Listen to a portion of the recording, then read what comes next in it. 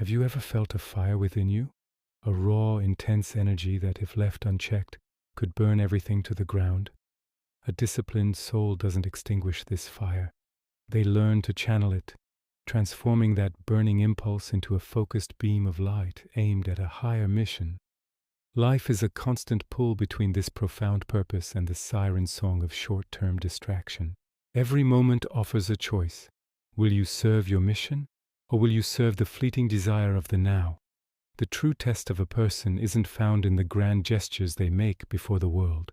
It's revealed in the quiet, private moments when no one is watching, in that solitude when faced with an impulse for comfort, for escape, for instant gratification. What choice do you make? Do you govern your desires, or do they govern you? This is the essence of self-mastery. It's not about perfection, but about the consistent, deliberate choice to align your actions with your deepest values, even when it's difficult.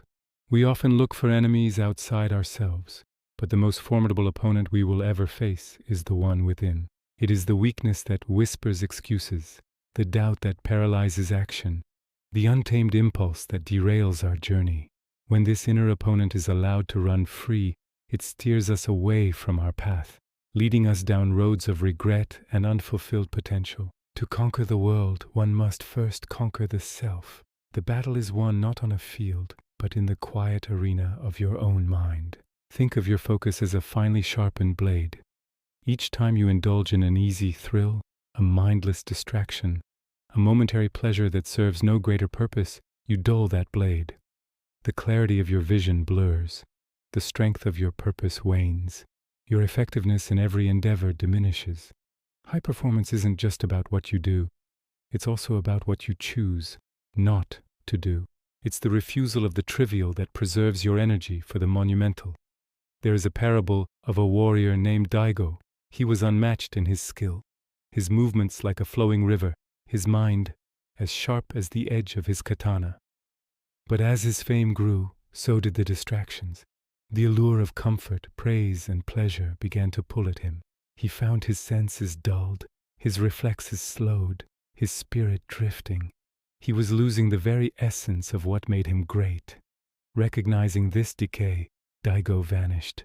He retreated to a secluded mountain monastery, leaving behind the world that had started to consume him.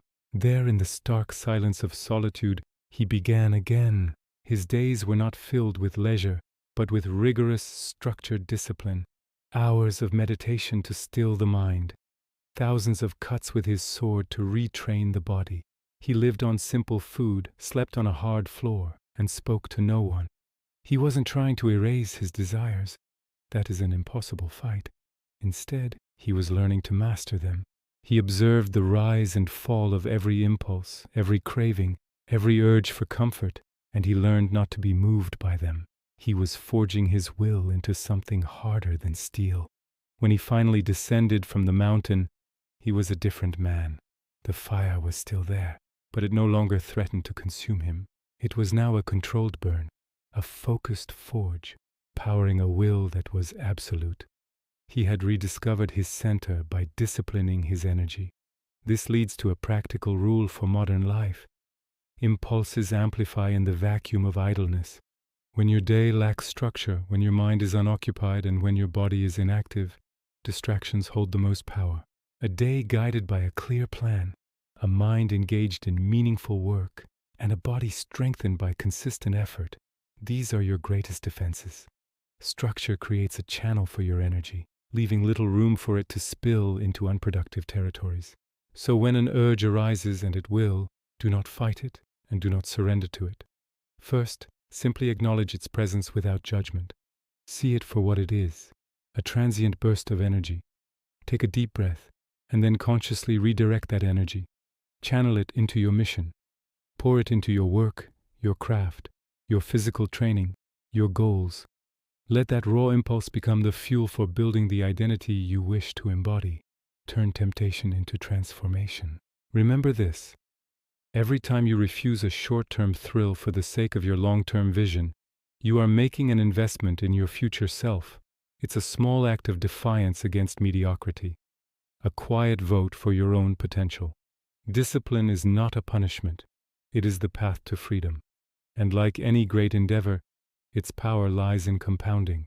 Each small choice, each disciplined act, builds upon the last, forging a character of unwavering strength and clarity. The journey is long, but the reward is a life of purpose. Thank you for joining me on this path. If this resonated with you, consider subscribing to walk this journey together. What is the one distraction you will choose to conquer today?